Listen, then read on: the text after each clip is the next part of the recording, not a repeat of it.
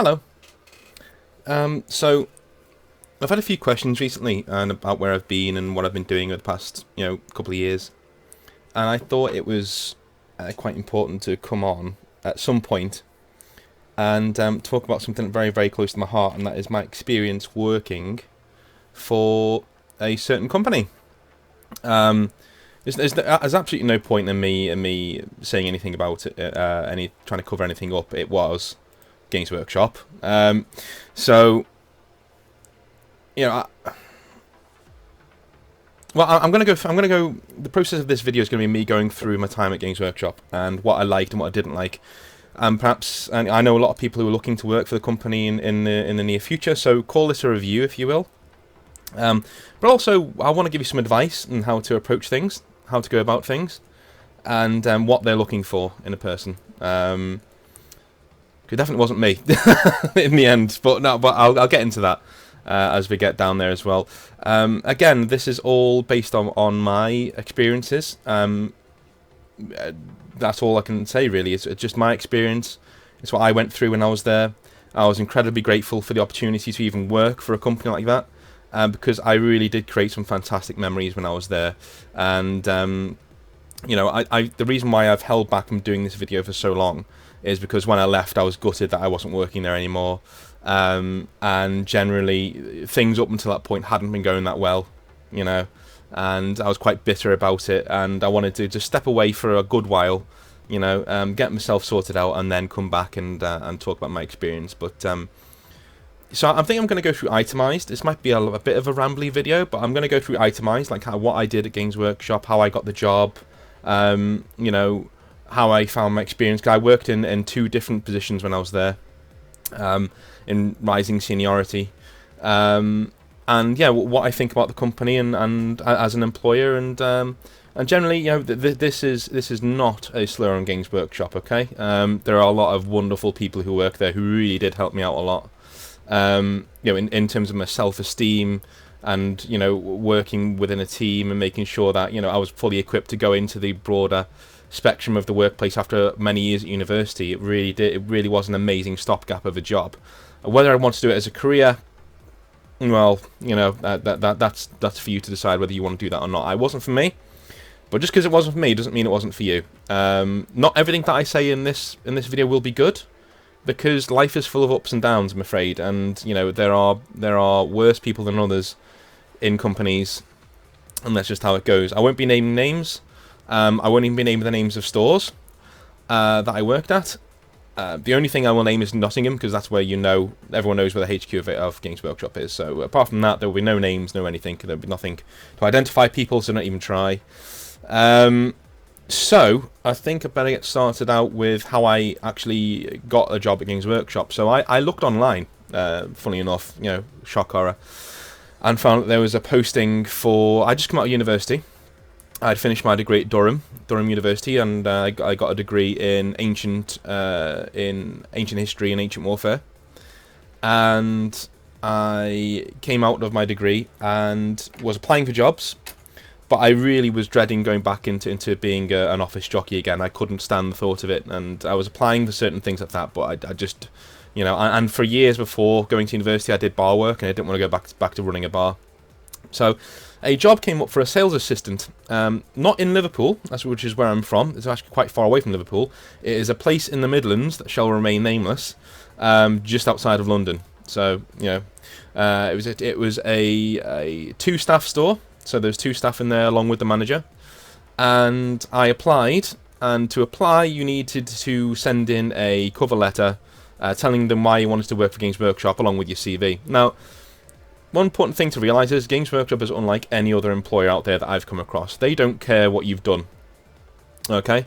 One thing I can really say in Games Workshop's favour, and is that they're a wonderful company for this as well, is they are so they believe their own talent in finding talent out there. Do you know what I mean? So their recruiters don't look. They look at your CV, sure, to make sure that there's no alarm bells that ring out there, but mainly, as long as the cover letter is the most important thing. You should never put in your cover letter to Games Workshop that you do the hobby. They're not interested in that. I'm sorry, but they're not.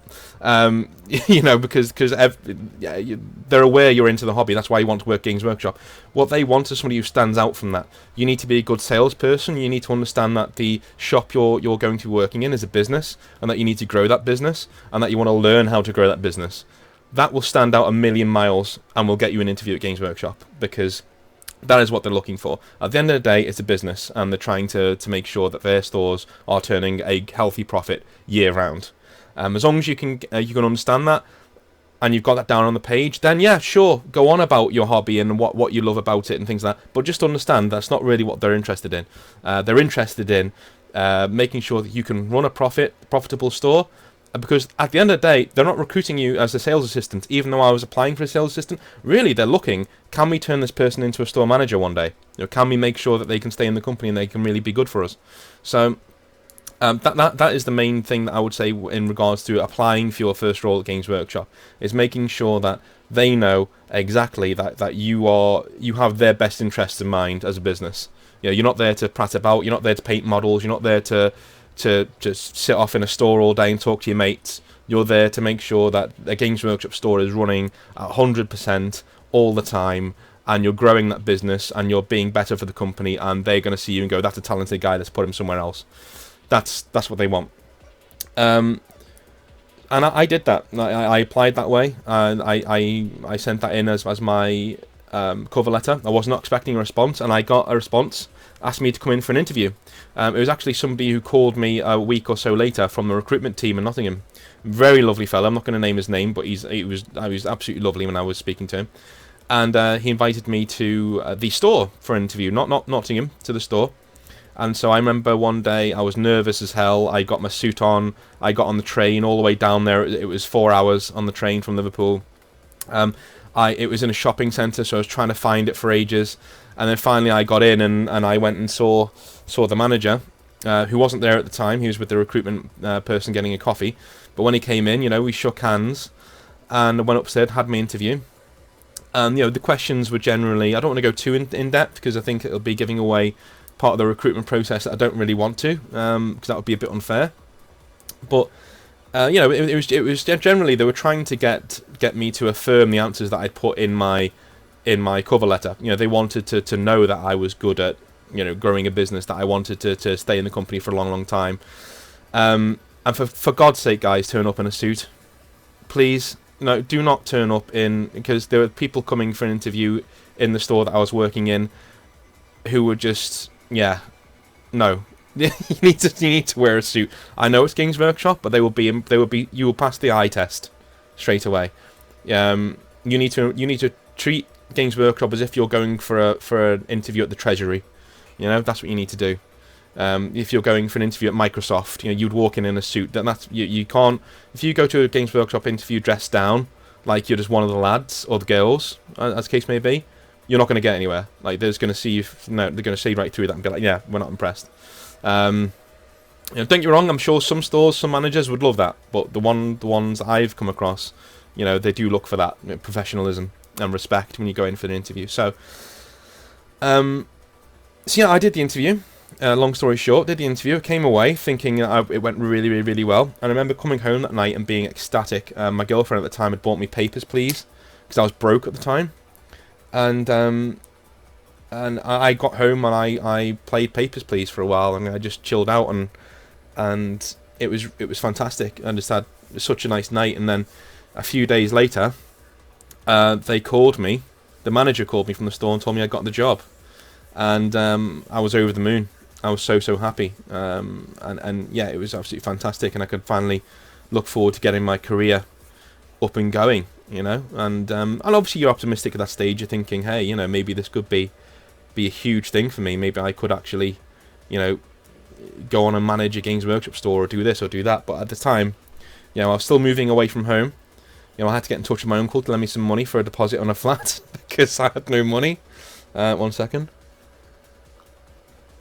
And I moved down to a completely new place, and it was very nerve-wracking. But the manager was very, very, accommodating. On my first day, I worked 1 day, and then I had 2 days off straight after that so I could get acclimatised to the area. On my first day at Games Workshop, this was in mid-November, so my first day at Games Workshop was generally me being shown around the town by my manager whilst the other staff member ran the store. We went for coffee, we went for a Subway, we talked about life and what I wanted to do with my role at Games Workshop, and the ethics behind the company, things like that. And also what I was into, what I liked and stuff. I was pretty nervous, so I was just trying to, feel my way in there a little bit. And then we got back to the store, and my job for the rest of the afternoon was talking to customers and putting up Christmas decorations. That was it. That was my first day at Games Workshop. And I loved it. And I went home, and I was just so enthused, and I was so excited to get back into work. And, from there on in, we were going great guns. Now, this is where things take a little bit of a turn. I can't be so positive all the time. My manager at the time, and there's been a few managers who've been like this that I've known, was very demanding. He had his targets. He wanted to meet them.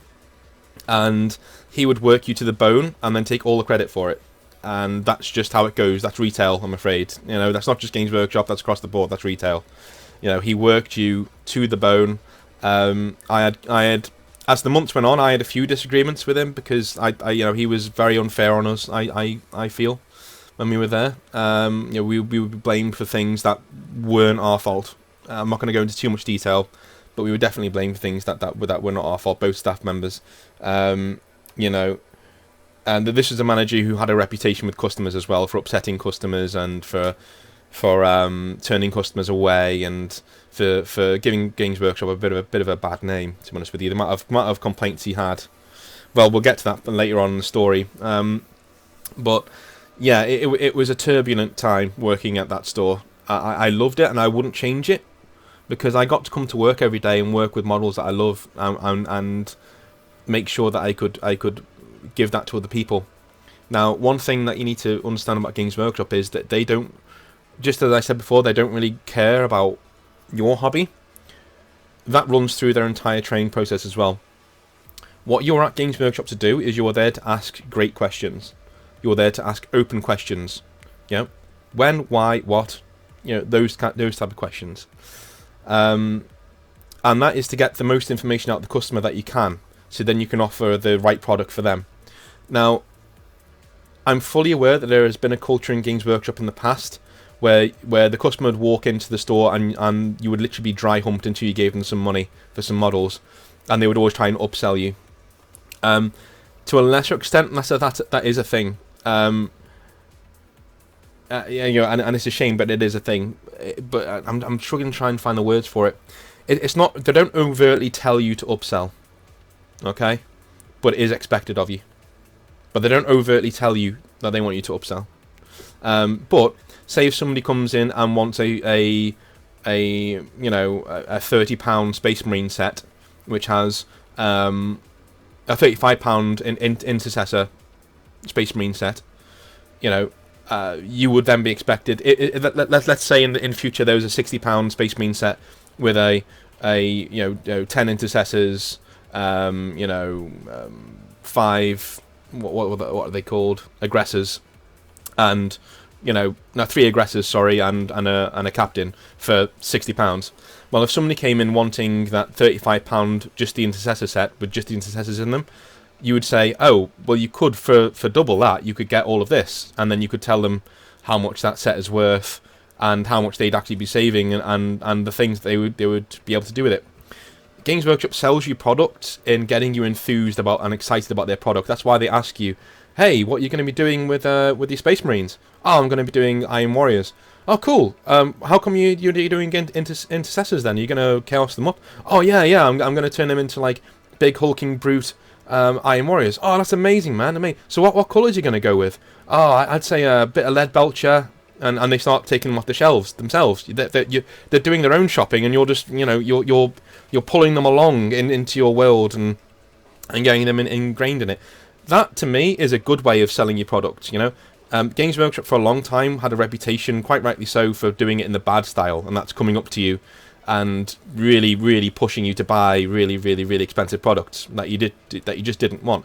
And And sure, I know there are certain stores out there that do that. The one I worked at was one of those stores where certain times I'd see the manager being very aggressive in his sales pitches to people. But you know, it's just one of those things. It's company ethos. It's just retail, I'm afraid. You know, the company needs to make a profit. I would always try to, you know, do it that way that I said before. Like, if somebody wanted the £35 Intercessor set, well, for me, I know the £60, £70 set with more in it is better value than that Intercessor set. I mean, all right, we set the value on our products as Games Workshop. That's what we did, you know. So you know, me as my cynical eye, I'd be told all the time, well, all you're doing is just recommending, you know, a more value set for them. And I was like, yeah, but mate, we set the value. So, you know, they're playing our game. Like, we're just changing the rules a little bit. Do you know what I mean? And so I saw through that pretty quickly. I did it anyway because I saw that quite a lot of time when I did that. Customers would go along with it, and because most of the time, and this is true, they're looking for permission to buy these things, you know, because this is a vanity product. It's not something that you can just get, you know, that you can just get off a shop wall at Tesco. It is something you've got to come into one of our stores or go onto our website and buy.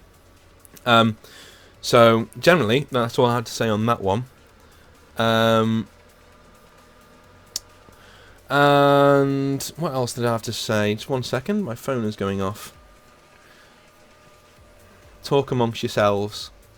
I'll be with you in a sec. Cool.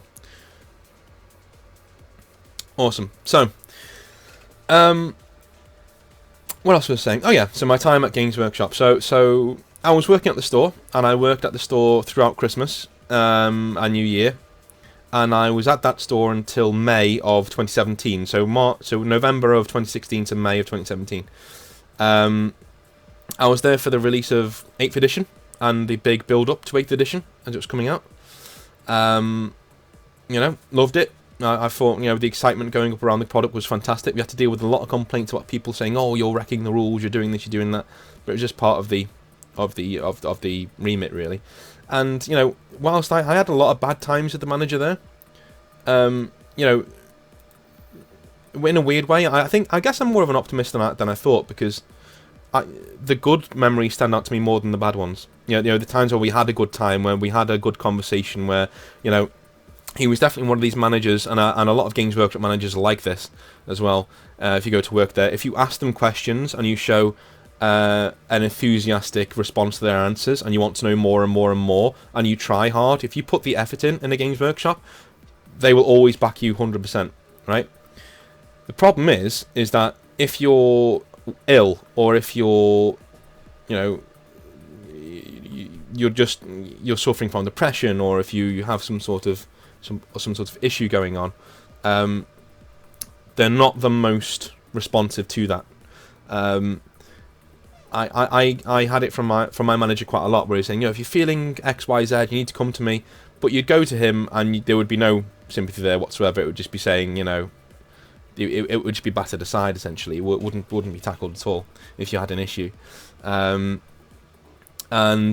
you know, you were pulled up for things that, you know, you shouldn't really be pulled up for, you know, and you know, there was my co-worker there was ill for a month. And he phoned in sick at the start of the month and said, "Look, I'm not going to be in I'm going to be in hospital, blah, blah." And when he got back, he had a disciplinary for not turning up to work, even though he'd called in and told them that, you know, X, Y, Z, I'm going to be off for this amount of time. I've got no choice in the matter. You know, he had to get a doctor's note and all sorts written. So, you know, it wasn't all sunshine and rainbows. You know, we were pushed extremely hard, and at the end of the day, we got 0 credit for it. The only credit we got was from the customers, who kept coming back and coming back. But head office don't see that. You know, head office just see the numbers going up and up and up, and the manager smiling, going, "Yeah, that was all me, baby." So, but again, that's retail. It's not just Games Workshop who do that. It's retail, and it's not just Games Workshop who do upselling either. That's just retail. They need to make a profit. But anyway, after a while, a manager's job came up in a store nearby, and I applied for that. I just put my name to that and applied for it, and I must have made an impression on some of the right people, because I was invited to an interview at Warhammer World, which, we had to do on our day off because we couldn't get time off for it, which I thought was a bit stingy. Like the fact that I'm doing an interview at your company, yet I've got to go and do it on my day off. Okay, fine, cool. That was a bit... But I think that was more of a manager decision than a Games Workshop decision. And when I actually got into the interview, they were a bit surprised that it was my day off and I was still there doing my interview for this manager's position.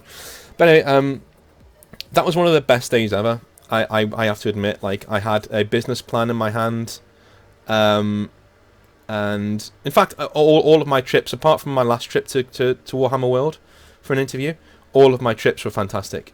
They were just fantastic. This first one, I was driven there with my co-worker at that Games Workshop, who was also going for manager position nearby. Not the same one, different one. And yeah, we drove up there to Warhammer World. We got out and we went and did the interview at Warhammer World. We looked around a little bit as well, and it's sort of like a kid in a candy store, like going to Warhammer World, and for an official reason as well. You've seen behind the scenes, it's fantastic. I even saw some of the White Dwarf people when I was there. It was brilliant. But anyway, I did my interview. It went extremely well. If you try to become a Games Workshop manager, that you can go about it two different ways. Number one is the pipeline, is what they call it, where you apply for manager training, and this is what my first interview was manager training, and it just shows that you have the aptitude and the desire to go and become a manager, and they want to interview you to make sure that you have the right stuff. Fortunately, we did have the right stuff, so we were taken on. We were still working as sales assistants, but down the line, we were going to be first in line to become managers, and when that store finally came up for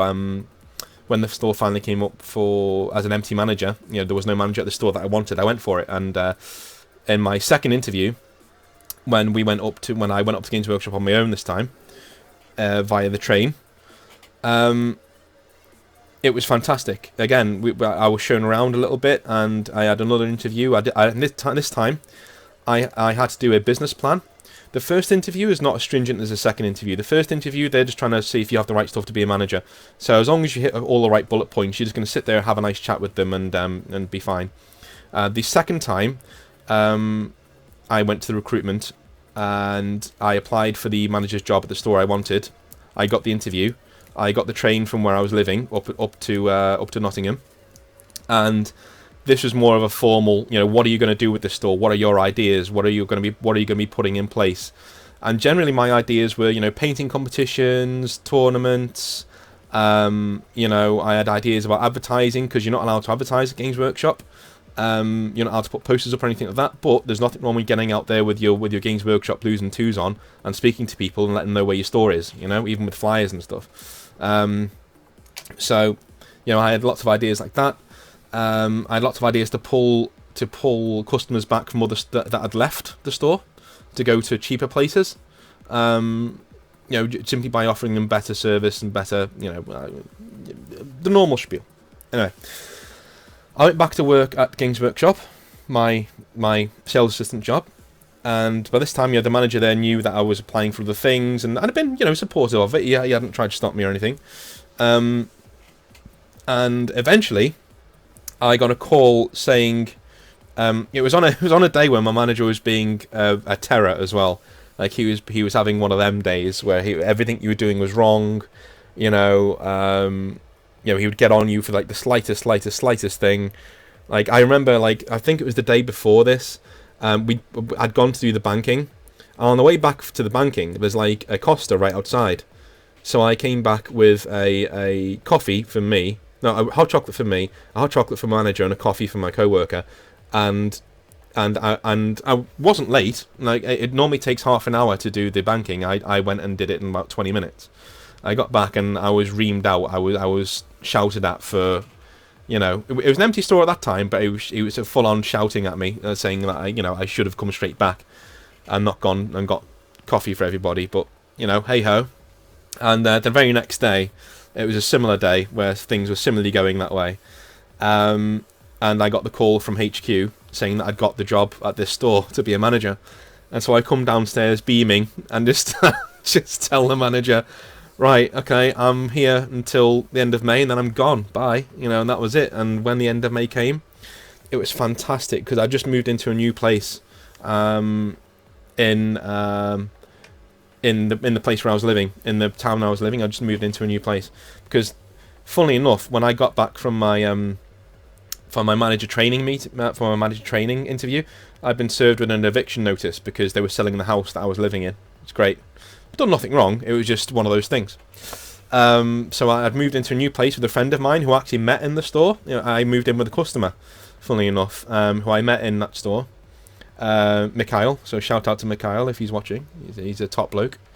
So yeah, I moved in with him, and I got my manager's job. I went back home to Liverpool for a little while. I got my PC sorted out because it was broken at that stage, which was fucking horrible. But finally, all in 1 week, everything just was going swimmingly. I had my PC fixed, I was in a new place, and I'd started my new job at Games Workshop, and I was a manager.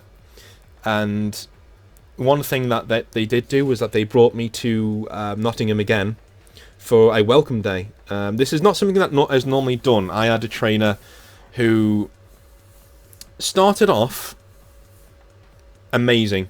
He was so supportive. He was so there. He was completely, attentive to everything that I was asking about. And so I went up there in my normal Games Workshop gear, my blue gear, and they took me to Bugman's Bar. They sat me down. We had a beer. And they presented me with the hallowed black Games Workshop jumper to be a manager, and it was such a cool moment that they said, right, go in the toilet, go and get changed. So I went in the toilet. I threw my black Games Workshop gear on, and I felt 10 feet tall. Like I walked out again, and all of a sudden, you feel that you have that presence, that you have that, And when I say I met everybody at Games Workshop behind the scenes, I mean it. That day we were there for 8 hours. And I met everyone from the packing trolls in the factory all the way up to the CEO. I met absolutely everybody in the company. And when I say everyone, obviously there's hundreds of people who work there, so not every single person. But every single person saw me, because I came to the department and shook a few hands and then went on my way. It kind of felt like I was being trolleyed around as like, look, here's the new thing. Here is the new thing, here. And, and I tell you what, there's another thing I'd like to say. There are a few very nice looking women who work in Nottingham, and I just need to get that out the way right now. I was shocked because I know it sounds bad, but Games Workshop does have a rep as being a very male dominated, but walking behind the scenes, by gosh, I went red in the face more than once when I was shaking a few hands. So anyway, I went to run my store after this, and that was a fantastic day. I went away with loads of information. And then a few days later, I was running my store, and yeah, I went through lots of training there with the trainer, who was very, very hard on me. He drilled me on hammering home all of those talents and training that I'd been taught at Games Workshop, the previous Games Workshop store. And eventually, I was left to run my own store. On the first day I was there, I was running it, and it was going really well, and yeah, it was just fine. The one thing I will say is I get asked about targets a lot.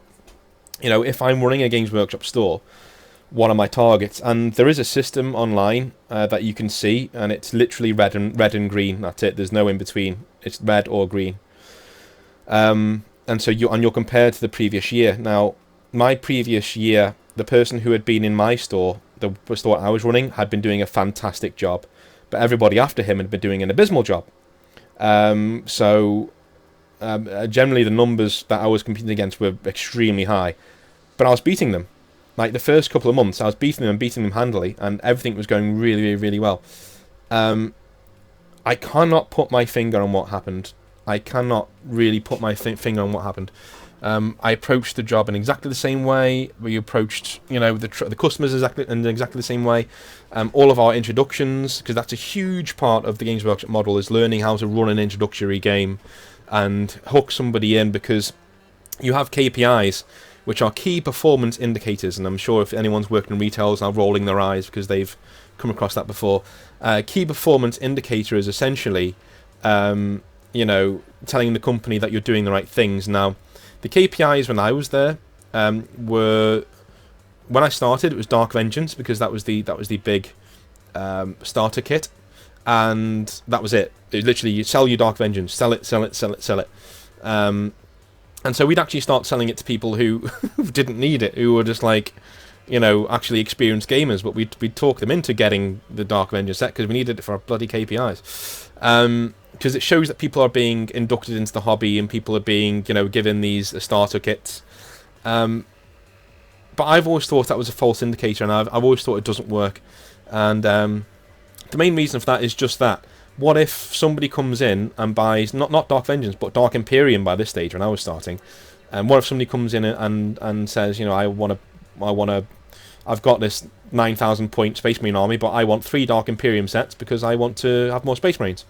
Well, you haven't inducted anybody into the hobby, have you? You haven't introduced him to the hobby. He's been there already. You just made some money from Dark Imperium, but it doesn't actually indicate anything, The one thing the company did really, really, really, really, really well, which helped me out a lot, was they released the 3-sized starter set. So you didn't have to get Dark Imperium for £95. You can go and get the First Strike, I think it was, and they were descending in price.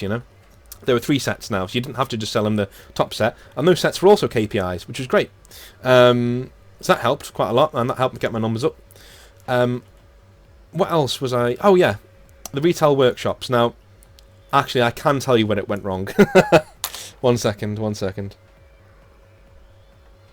So the retail workshop, Games Workshop do a meeting at a swanky Nottingham hotel 2 or 3 times a year. Once before Christmas, once before summer, and I think once over Easter as well. So this one was just before summer. I remember because Fate of Conor was just starting up at the time, which is the big summer campaign. Fun fact, I'll get to the fun fact actually. But I went along to Nottingham. But before this, we were sent a welcome pack just to work through before we got to Nottingham, and there's no work to be done in it. It was literally just you read it before you come, that sort of thing. So I didn't get mine. Cause it was meant to come to the store, and I was looking all over, up and down for it, looking in my letterbox, nothing. Looked all the way around, nothing. So I called them up and said, "Hey, I've not got my welcome pack for the retail workshop, because this is a big meeting of all the managers in the UK who all come together and we all talk about, we all do training together." It's a great idea. It's a fantastic idea. The execution is a bit off, and I'll get to that in a second. But I was anyway. So I requested a new set, a new pack, and so I got sent a new one, which I got in the post, and then I went to the retail workshop. Now, bear in mind, I get my pack on the day. Okay, I have to come in and I have to get my pack on the day, and then I rush to get my train to get up to Nottingham, and I get there, and I get there on the day this time, on the day of the retail workshop, and I come in, and everyone else is in their Games Workshop gear. Now, bear in mind, I've been told for months that this is a casual thing. We just get together. You can even go for a few drinks at the bar later on and meet people and network and stuff. It's not a big problem. It's fine. I was like, okay, cool, awesome. So I'm expecting casual. I'm expecting just so I go in normal clothes, which is basically the stuff I'd wear for work anyway, but with a normal shirt on, So I walked in there, and I was pulled aside. Why haven't you got your stuff? Why haven't you got your... And I was like, I was never told that I needed any stuff. There's a few managers there who were all new starters who were like, yeah, we weren't told that we needed new stuff. So we all got a bollocking. To set a long story short, we all got a bollocking. And we were given shirts from Games Workshop up the road. We was given some black shirts. So we wore those, and it was fine. And... how can I say this? I was told off for losing the pack that I'd been sent, because emails had been sent behind my back, like without me even knowing. People saying, "Oh, so and so in so and so store has had a pack sent to him, and he said that he didn't get it, but we know it was sent," and things like that. And I was like, "Well, it wasn't." so it wasn't in the store. So anyway, I got told off for that. So and I know it seems like a small thing, like okay, yeah, you've been told off, blah blah blah, but it's really intimidating because these are new people, and these are people you're trying to impress, and immediately you feel like you've made a really bad impression. And that's how I felt anyway. And in a few of the training sections, I was getting a few sarcastic comments to answers I was giving to questions that I was being asked by trainers, things like that. And one of them was my trainer as well. These weren't outlandish answers. These were normal answers. I wasn't like being a dick about anything. I was saying, blah blah, and they were the answers that I've been trained to give. So it's not a big deal.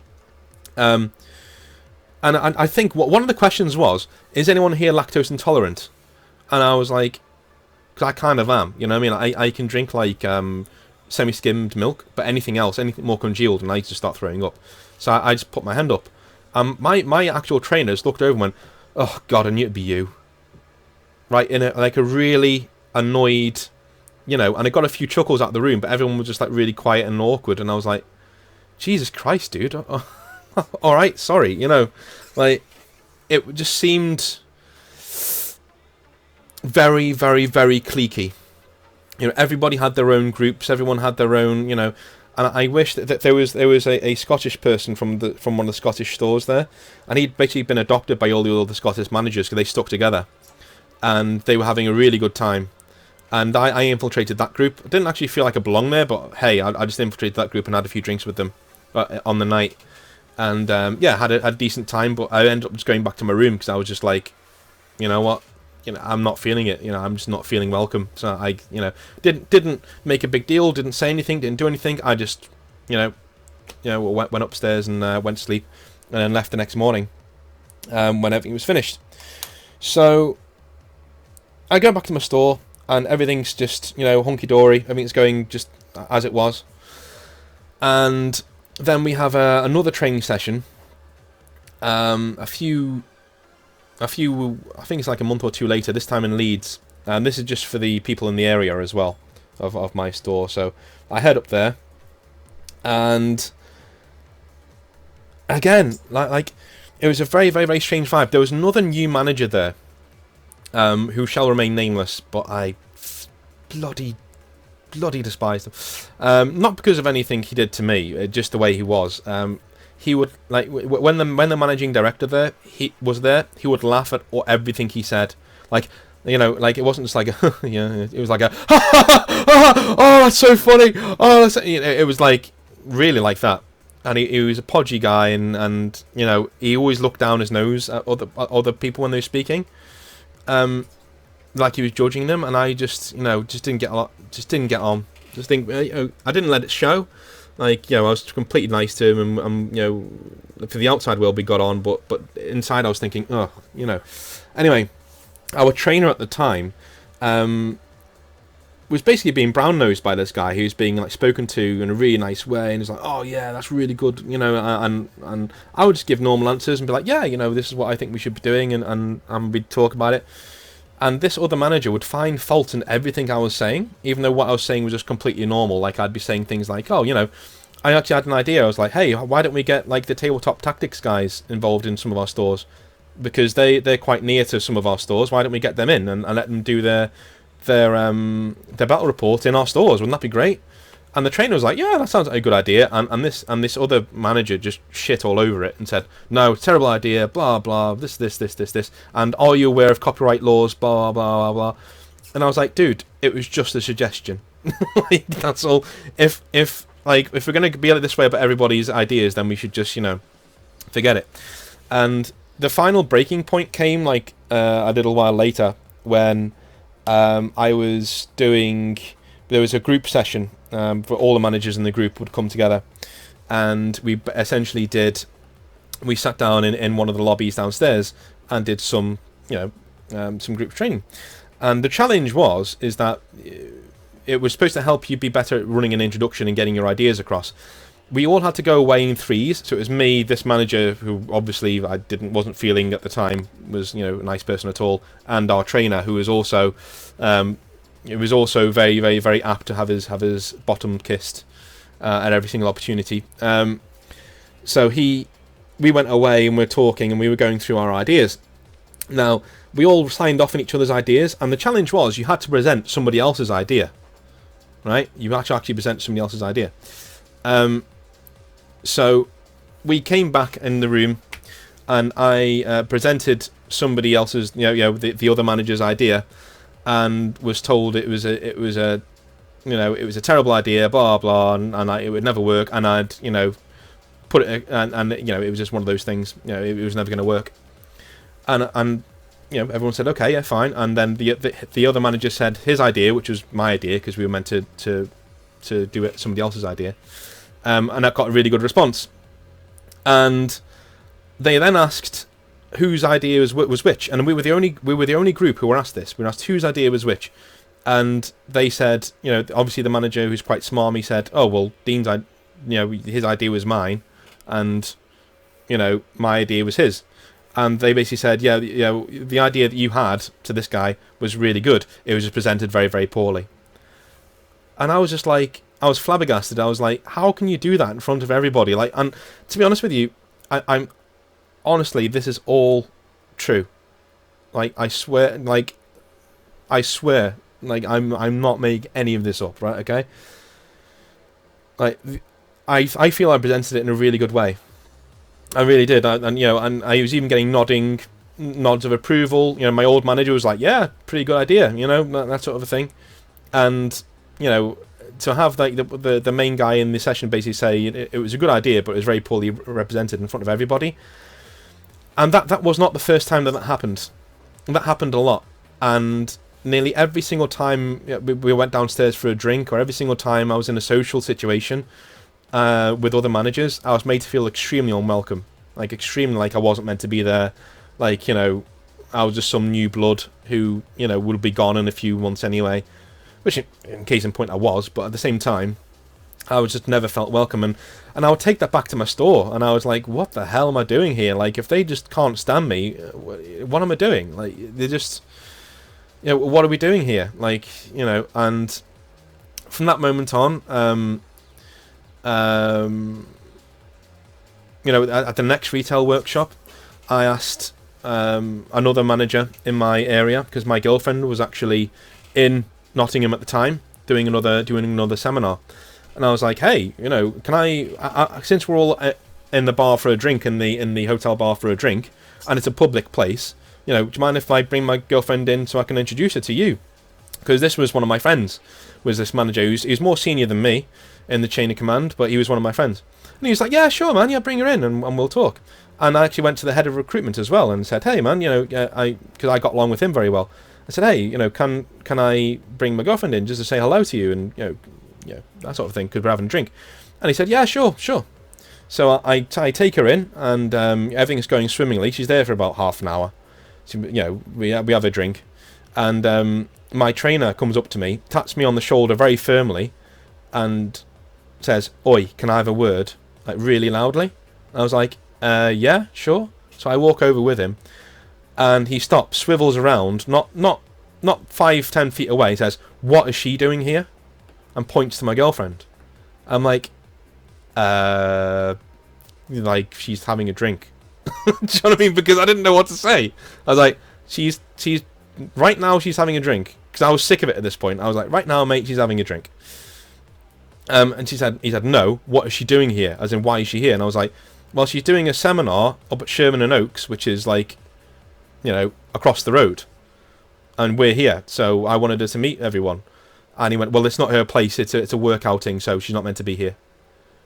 And I was like, okay. And he says, is she going to be staying in your room tonight in the hotel? And I was like, we weren't planning on it, I was actually going to stay in hers. And he said, well, if there's any chance she might stay in your hotel, you need to pay for another room, because that's against hotel policy. And I was like, all right, okay, cool. And at this stage, this is the kind of person I am. Like, well, when I'm pushed and I'm pushed and I'm pushed, eventually I will just say, you know what, F you, and I'll go and do it.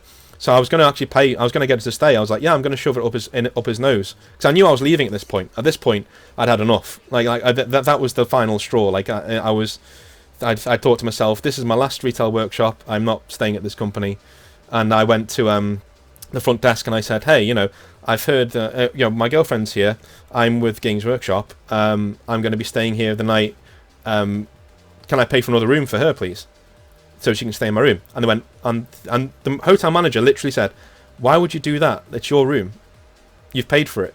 Like, the company has paid for it. And I was like, so I don't need to pay for another room? And he said, no, that's ridiculous. Why would you need to pay for another room? So I sighed heavily and then came back to the bar, and you know what, I had a really good night, because I all of the managers that I knew, and there were a few managers that I knew who were just spot on, really cool guys who helped me out in my training a lot, and who helped me through a lot when you face a challenge at work, you call them up and they'd get you through it.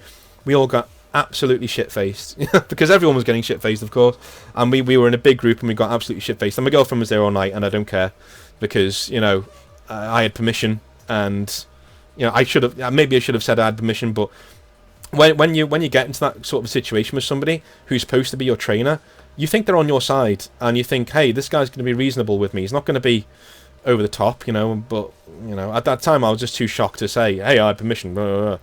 And it was stupid of me. I should have really stood up for myself a little bit more, but I didn't. So there you go. Anyway, we left the next day, and I carried on at my store.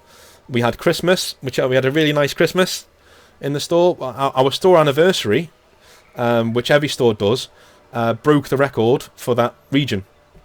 Right, for that region, we actually broke the record for the store anniversary for the amount of money that we took.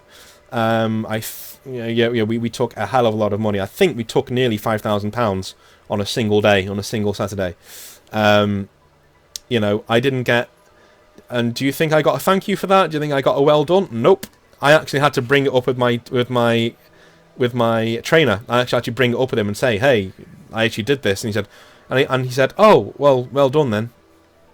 But I had to go to him. Like, I had to go to him and say, "Hey, this was like a week later. Like, hey, last week I did this, and I did it ill as well. Like, I had a flu at the time. I was literally nearly dead.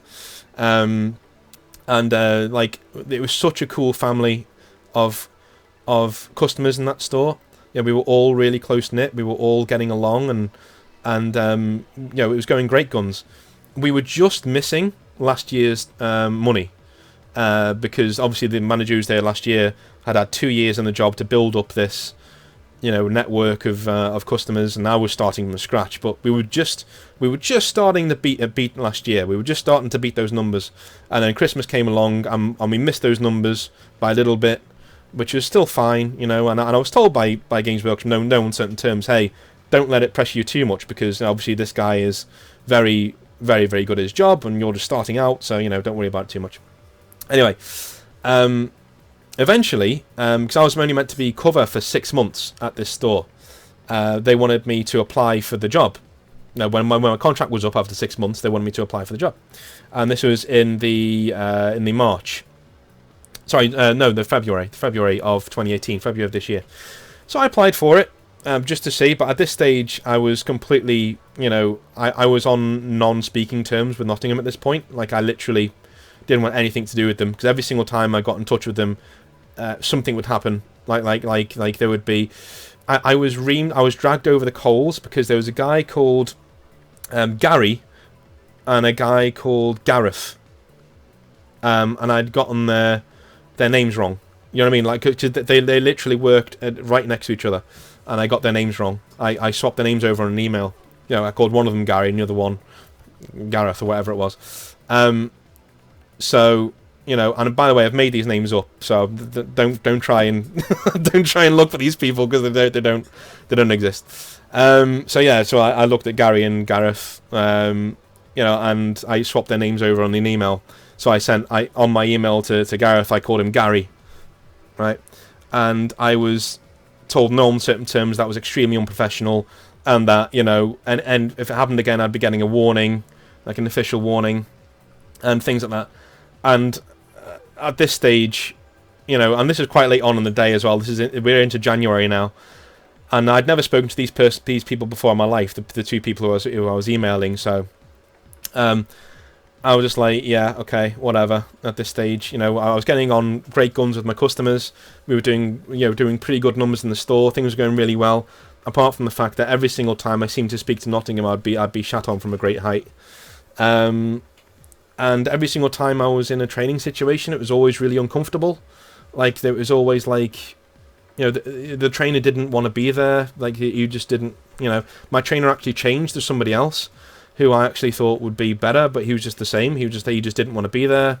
He just, you know, picked out tiny little mistakes across the store that were just non-mistakes, to be honest with you. They were nothing. It was just like, you know, why have you painted the Space Marines on your intro table, not Ultramarines?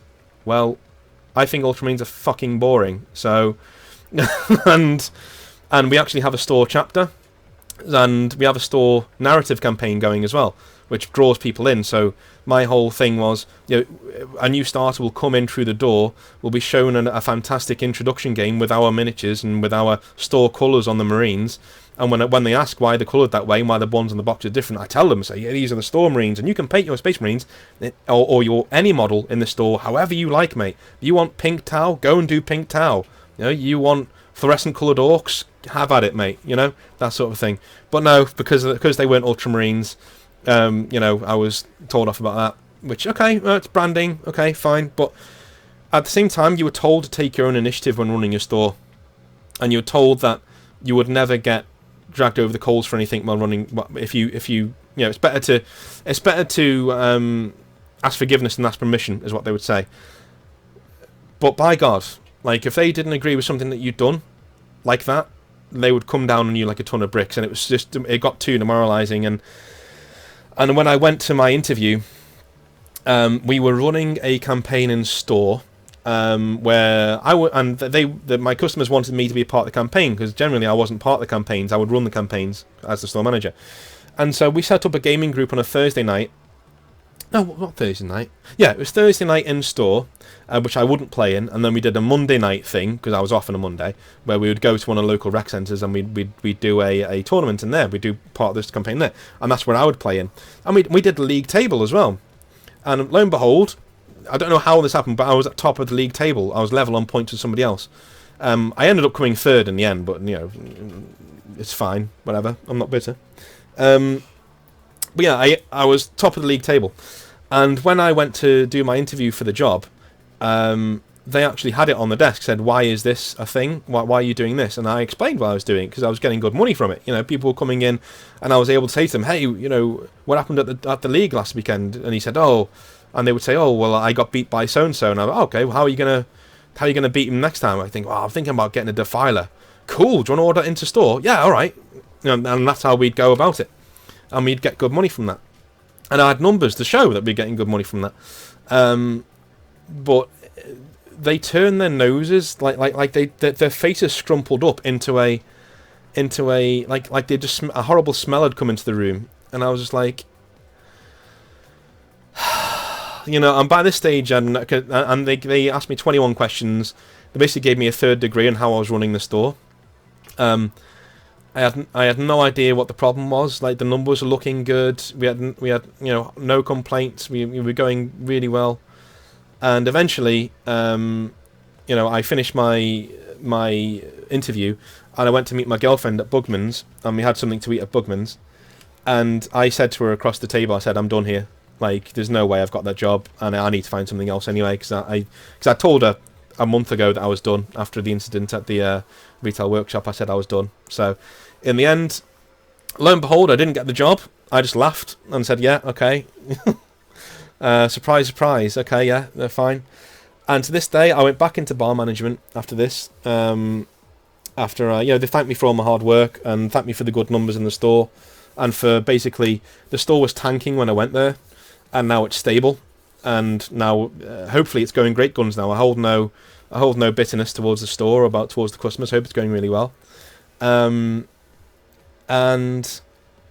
yeah, essentially, I went back into bar management. I moved to London, just to give you the end of the story. I went to London with my girlfriend, and yeah, I went into bar management.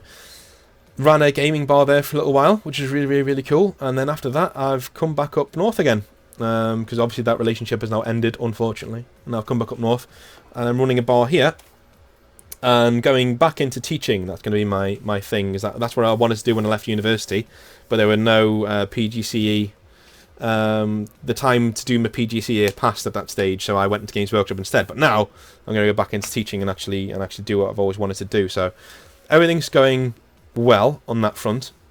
So now I guess it's my conclusion is what I should say. Now I do realise the past 20 minutes. Let me just take a sip of my tea. Hang on. Past 20 minutes have been a warning.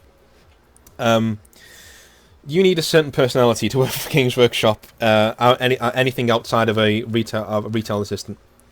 You know, you need to be part of the clique and part of the gang, and you need to suck up majorly. You really do need to be brown-nosing the right people. I'm sorry, but that's just how it is. If you think you can go in there and be people's friends and be like friendly with people and be alright with people and just get along and be part of a big family, that's not really how I felt when I was there. And I'm not an abrasive person, and you know, I know a lot of people will be looking at this with a cynical eye, saying, "Hey, you know, there's two sides to every story," and you're right, there is. I have no idea what was said behind the scenes. I did get a feeling that, you know, there were things going on behind the scenes that I had no idea of. Perhaps, you know, they knew I was going to be there for 6 months, so they didn't want to put any time or effort into me. And so the fact that I kept turning up for these retail workshop things was an annoyance. But I wanted to learn. I wanted to train. I wanted to learn, and I wanted to see if Games Workshop was going to be for me. And it turned out that it wasn't in the end. Is it a good place to work? Yes. I know you're going to be really, really put back by that. But if you think you fit their mold, if you think that you can go in there and actually be what they're looking for, and be a company man, be a Games Workshop man or woman, and you know, brown nose the right people. I mean, that's just how it is. You know, that's just how it is in terms of being Games Workshop. You know, you are pushed and you're pushed and you're pushed as a store manager to get your numbers up. You know, Wolf of Wall Street-esque. You know, it is comical, like how, you know, you will get phone calls saying, you know, why is this down? Why is that down? You know, I mean, for instance, that was the thing after my store anniversary that did really, really, really well.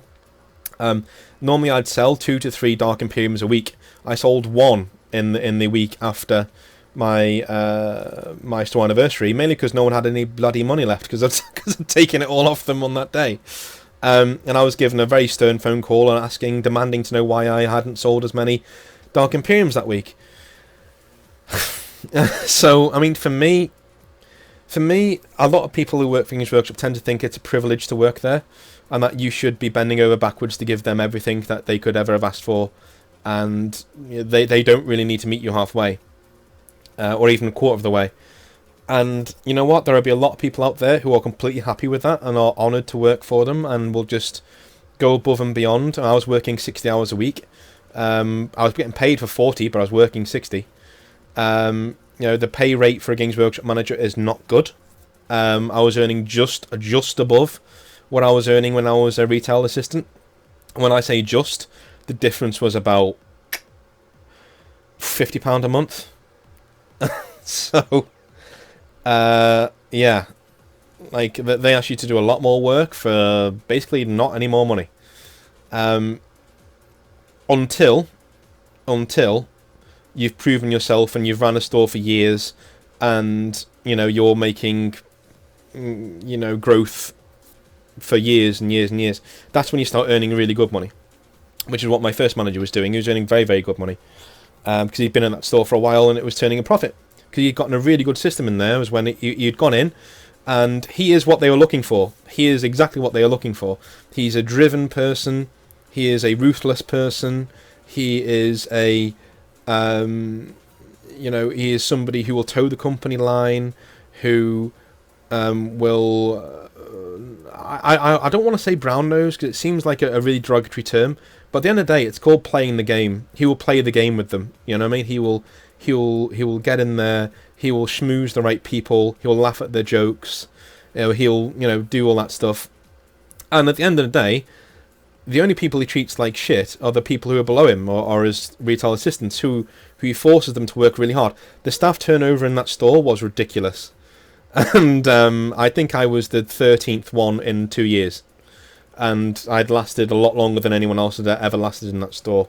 I think there was only one person who lasted in that store longer than me, and that was somebody who'd worked there for a year and a half, and then left the company altogether because he couldn't take it anymore. So, for me, in terms of, if you think you're that person, if you think you can go in there and really, work all those hours, if you want a situation where you can really push a game, because at the end of the day, you're working with a hobby that you love, and that is something that you can't buy. But that is something that this company really does prey on, is that, for all of the, when I said before in our introduction, when I said they're not interested in knowing what about your hobby and stuff, they're not. But they are interested in tapping into it. That's what they want. They want you to come into that store, to run it, and basically to make sure that you're using that they can use your passion basically to keep you in the job and not pay you very much money for it, unfortunately. Saying that though, if they'd have offered me the position again, I would have been seriously tempted. That's how good working Games Workshop is. It's so rewarding to have somebody come into your store and come in not knowing what Warhammer 40,000 is, or Age of Sigmar is, or Blood Bowl is, and you tell them and you show them, and they buy something, they leave beaming, and they come back after that, and you've got somebody else in the hobby. There's nothing more rewarding than that. That is the most rewarding part of the job, and I loved it. I loved getting people in. I loved growing my business. I loved getting people to enthused about the hobby, and I loved being everyone's friend. And that's something that they generally discourage you from doing. But I loved it. I went out for drinks with my customers. I'll fully admit that. And I didn't admit it at the time, but I went and got smashed with my customers all the time. It was brilliant. I had such a good time at Games Workshop. The only problem was the company behind the scenes. That's the only problem I ever had, was the company behind the scenes. I think it's very telling that everything in my career at Games Workshop goes extremely well. Like the first 3 quarters of this video are going extremely well until I see what's behind the scenes, and I'm introduced to trainers, and I'm introduced to, the hierarchy, and I'm introduced to the cliques and how things work. Again, my experience could be completely different to somebody else's. I'm not saying this is how it is. This is just how I felt. This is how I was, and this is how I had it. And there are other managers out there who, if you ever speak to them, obviously you probably won't because you're not going to know who they are, but they'll back me up, and it is what it is. My friend who was a manager no longer works for the company, essentially because the store he was running did terribly in the year before he got there, and so he was knocking all of his targets out of the park, all of his yearly targets, and so the company generally seemed to leave him alone. They just left him to it, and then eventually, when in his second year, he had the same problem as me, in that he was beating his target 50% of the time because his target from last year was so high, and so then they came down on him as like a ton of bricks, and they literally were going after him at every single opportunity. When he went to training, when he went to the retail workshops, he was getting very snide comments, and he just left. He didn't even, he just completely left. He gave him his notice and left. There are other managers who have gone in to become managers and have just not turned up. They've literally after a month or two, they've just not turned up to work, which is very unprofessional and something that they shouldn't do. But that's how it goes. Sometimes they just can't handle that constant, So would I recommend working in Games Workshop? If you're being a retail assistant and you've got a good manager, do it and stay in that job for as long as possible, because it's the best job you'll ever have in your life. If you're working at a store that has had a bad year before you got there, take the job, because it'll be the best year you've ever had in your life, and it will be the most life-affirming job you've ever had. You'll love it. And that's the tragedy of this, is that it's so close to just being a job that I could do for the rest of my days and be quite happy doing it, even for that money. But I was not willing to put up with what I was asked to put up with. And that's it. Generally, that's all I've got to say. I left Games Workshop, and put it this way, I didn't touch another model. I didn't touch another Warhammer 40,000 or Age of Sigmar or Blood Bowl or anything. I stayed away from the hobby. I stayed away from chat rooms. I stayed away from YouTube. channels that had it on because I couldn't look at it. It was heartbreaking because I was in there and I've seen how it works behind the scenes, and I just thought, after being treated that way by the people who were at the top behind all of this, it was such a struggle for me to get back into the hobby. It took me a good 6-7 months for me to finally pick up another model. I literally only picked up another model the other day and started painting it again because I just couldn't do it. I just could not do it. And that's just how it goes. But thanks for watching, and yeah, it's a downer. Like it's more of a downer than I thought it was going to be. I came into this video very, very enthused, and I thought it was going to be such a cool video, and it has been, actually. It's been good to get it off my chest, but at the same time, it's a shame. It's a real shame, because I do recommend this company to work for, because there are so many wonderful people inside of it. It's just a shame that the bad eggs that are in there have such access to the new managers and to the people who, instead of helping you out when you're struggling, they seem to come down on you and kick you while you're down, essentially. That's my experience. I got very little praise for the things that went for the nine things that went right out of 10. I got very little praise for, or it wasn't mentioned. But the one thing that went wrong, even if it was a tiny thing, yeah, that's all anyone ever wanted to talk about, and that's, I'm afraid that's just how it goes with certain places. But if you want to be a retail assistant, definitely take it up. There are a lot of amazing managers out there who have nothing but the best interests of the hobby in heart, and who look after their people. Even my really, really, really demanding and kind of bad manager was more than you're more than capable of working for him, because the job was so good. And that's just how it goes, even for all the bad days. If he was having a good day, you had an amazing day at work. If he was having a bad day, you had a good day at work, but there's a few annoyances in there. But at the end of the day, you could at least come home and stop worrying about it. But as a manager, the buck stops with you, and if you don't meet your target one week, they're coming down on you like a ton of bricks. You're getting a lot of phone calls, and yeah, you go home and you worry about it. You don't sleep, and I didn't sleep every single week. I think in the 6 months I was there, I had a couple of weeks when I didn't make my target, and I wasn't sleeping, and it was a snowballing effect. And by the time I got to my last month, I didn't make it. My last month at Games Workshop was the 1 month I didn't make. Aside from Christmas, the December, it was the 1 month I didn't make profit. No, I actually made a loss. That's just because of the tiredness and the fatigue, and and I was done. I was just completely done. So be careful. If you want to be a manager, be careful. You need to be that right person for them. And if you are the right person for them, and there are those people out there, that's why they have managers, because who are there for 10-15 years. If you feel like you can go in and you can give this job 60 hours a week for near minimum wage, and you can living in one of the most expensive parts of the country, and if you can getting good with the right people at HQ, the world is your oyster at this company. It really is. They will take you and they will shoot you to the moon. If for some reason you aren't one of those things, or you struggle to be one of those things, you're going to struggle. And that's all I've got to say on it. And I know it's going to be a risk putting this up, but no one watches my channel anyway. And the people who do watch the channel, hopefully, if you're thinking about applying for a job at Games Workshop, this gives you some sort of an idea of what it's like there. Again, all of my good experiences outweigh my bad ones. They really do. And all of my good experiences essentially are before I became a manager, unfortunately.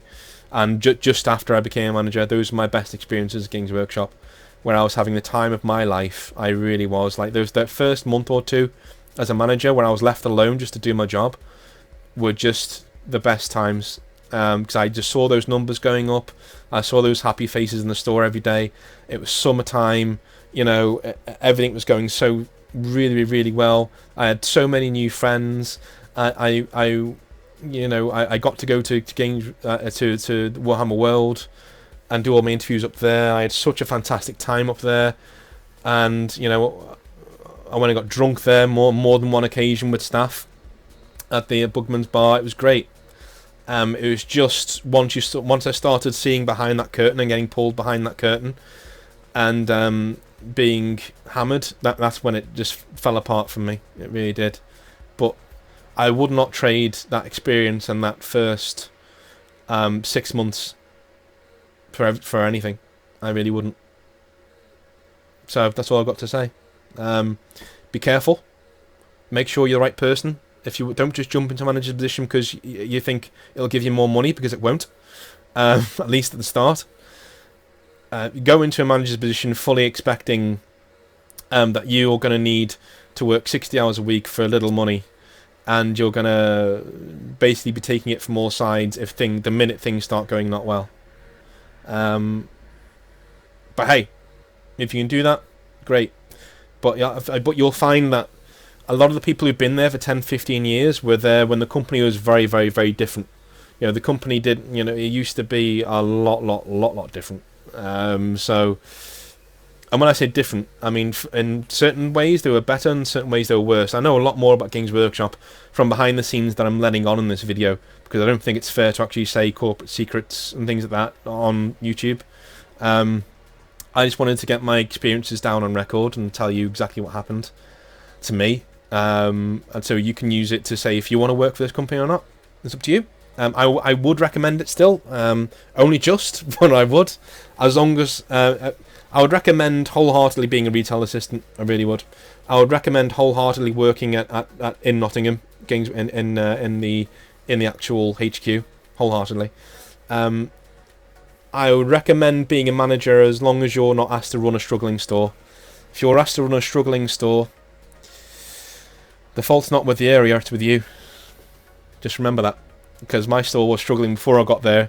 It turned around, and as soon as we had one or two blips, that was when they started coming down on me like a ton of bricks. So, that's all I've got to say about it. Generally, be very careful, as I said, when applying for jobs. Like when you're applying to be a manager, make sure you're ready for it. And hey, I wasn't compatible for the role in the end. Maybe it was my personality, maybe it was the way I am. But I at least, I think I'm being kind to Games Workshop when I say it was 50-50. I take my, like the situation at the retail workshop when my girlfriend was there. I could have handled that a lot better. So there were certain situations where I was provoked into reactions like that when I shouldn't have been. I should have just taken it on the chin and gone on with my job. But that is how it is, and that's just the life we live, But I'm thinking I'm being very generous to them and saying it was 50-50. I'm just explaining my 50% and saying like, this is what happened to me, and as far as I know, I've told you everything that that has happened when I was there, and Again, it was part of my life that I'm never going to forget. It really was a part of life that I'm never going to forget. It was an absolutely wonderful time, despite all of the bads. I'd say I had 6 good times for every 4 bad ones. It's just a shame that those 4 bad ones pretty much all happened in the last 2 or 3 months I was in the company, which is awful, really. Considering that before that I was literally considering not going into teaching and just doing this for the rest of my life as a career. But didn't work out. That's how it goes. I've told my story, and take it or leave it. You can think it's bullshit if you want, or you can use it or not use it. It's completely up to you. But I hope you found this interesting, and I hope that that it's been enlightening for people who've been listening to it. And that's all I've got to say. So thank you for watching, and I'll speak to you guys a little bit later on.